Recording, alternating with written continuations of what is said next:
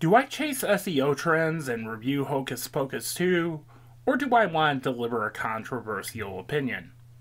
I think I want to deliver a controversial opinion. With Halloweek, I always love kicking off the week with something lighthearted. So how about a film from the man who gave us such wonderful family fare as The Devil's Rejects and The Lords of Salem? Rob Zombie writing and directing the Munsters movie makes perfect sense. His first big solo hit was Dragula, named after the Munsters family car. The Munsters was a show that I remember watching off and on. It was a show that was truly funny and further cemented my love of the Universal Studios monster movies.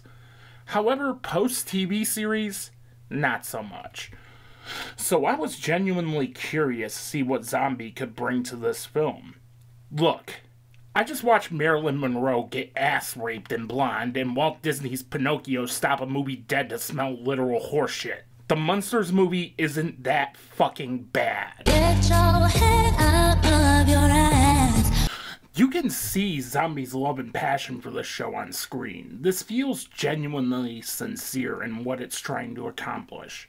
This is the one thing that ultimately wins me over with any film: sincerity. Do you care about this intellectual property, or is it just a paycheck? This isn't even the worst thing I've seen on Netflix this year. Remember this? Hey Ron, what are you doing? Try anything and you're canceled, bro. Turn that motherfucker into ground beef, Leatherface. So let's get to some good things. David Roebuck is absolutely spot on as Grandpa Munster. There are scenes where I felt as if he was channeling Al Lewis. Jeff Daniel Phillips is a shockingly good Herman Munster. He has Fred Gwynn's wit down to a T. Another controversial opinion: Sherry Moon Zombie isn't that bad as Lily Munster. Look, I'm not a fan of her non-baby roles, but she is somewhat passable in this film. I also love the wonderful cameo from Cassandra Peterson, aka Elvira, as a cutthroat real estate agent. But one thing I did halfway through the movie was turn down the color on my TV, and it looks shockingly great in black and white. It's beyond frustrating that Zombie wasn't allowed to shoot the film in black and white, but it still looks great either way. At first, I wasn't sold on the color of the Munsters movie, but it kind of worked. But it does have some glaring issues, namely with Universal 1440 Entertainment. Universal 1440 Entertainment is the direct-to-video hub of Universal Pictures, responsible for sequels nobody asked for, such as Bulletproof 2, How High 2, and Kindergarten Cop 2. You can tell that they went cheap on this film. But Zombie makes the most of it, as the production design is at times surprisingly great for a Universal 1440 movie. The humor in this movie is 50-50. Either jokes will make me laugh my ass off, or leave me stone-faced. There is no middle ground.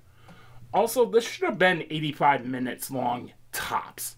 Zombie brings in too many subplots, some of which were dropped, almost as if this were conceptualized as a TV show. He clearly doesn't know how to write comedy, and doesn't quite have a grasp of comedic timing.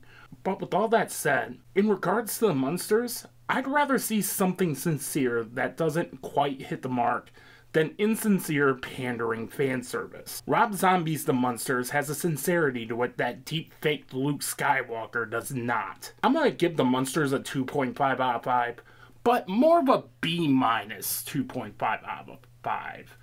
It gets a somewhat passing review from me. Honestly, I want to see what he can do with The Munsters too. Sorry. Be sure to like, comment, share, spread the word New Realms Media. Follow me on all my socials at New Realms Media. And until then, I'll see you next time.